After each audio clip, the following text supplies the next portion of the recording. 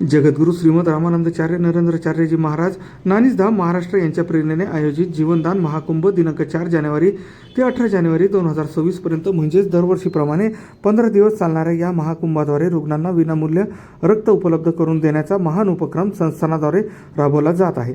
ओझरचे ग्रामदैवत श्री खंडेराव महाराज मंदिरामध्ये Nashik blood centre च्या संयुक्त विद्यमाने रक्तदान शिबिराचे आयोजन करण्यात आले होते। या संदर्भात बोलताना आयोजकांनी अधिक माहिती दिली। यावेळी 105 रक्तदात्यांनी रक्तदान केले। या कार्यक्रमासाठी ओझर तसेच पिंपळगाव परिसरातील भक्त परिवार मोठ्या संख्येने उपस्थित होते। अनंत श्री घोषित जगद्गुरू रामानंदाचार्य नरेंद्राचार्यजी महाराज यांच्या प्रेरणेने चालू असलेला हा महायज्ञ रक्तदान महाकुंभ शिबिर हा यावर्षी 4 जानेवारी ते 18 जानेवारीमध्ये चालू आहे। आजचा हा तिसऱ्या दिवसाचा कॅम्प ओझर गावामध्ये श्री खंडेराव महाराज मंदिर ग्रामदैवत इथं आपण संपन्न करत आहेत। या रक्तदान केंद्राला भरपूर प्रमाणे चांगला प्रतिसाद मिळत आहे व आमच्या माऊलींचे हे खूप महान कार्य आहे जे गरजू व्यक्तींना रक्तदान दिले जाते। तसेच आमचं जेवढं रक्तदान होते त्यापैकी 50% रक्तदान हे फक्त भारतीय सैन्य दलासाठी बॉर्डरच्या कर्मचाऱ्यांना आपण दिलं जातं। तसंच उर्वरित 50% रक्त हे गव्हर्नमेंट सिव्हिल हॉस्पिटलच्या रक्तपेढ्यांना दिलं जातं व कॅन्सर फिलोथिमिया असे गंभीर आजार असतात त्या रक्तदात्यांना फार गरज असते।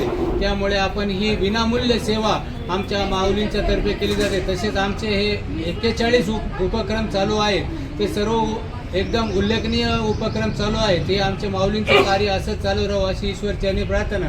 तसेच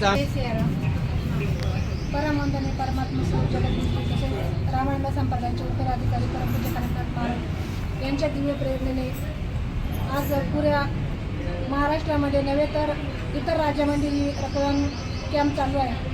तर जीवनदान महायज्ञ हे रक्तदान कॅम्प जगद्गुरूंचं अतिशय उल्लेखनीय हे गुरुकार्य आहे, सेवा कार्य आहे जनहितासाठी।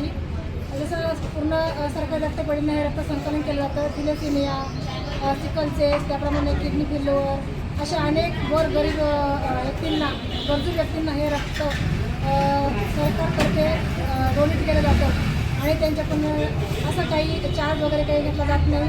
तर हे गुरु माऊलींचं अविरत कार्य आहे आणि त्यांच्या मार्फत अतिशय सुंदर नियोजित हे कार्य सुरू आहे। अशीच सेवा आम्हा खेळाडूंकडून जगद्गुरू कायम वारंवार करून घेत राहावं अशी आम्ही जगद्गुरूंच्या चरणी प्रार्थना करतो। जय श्री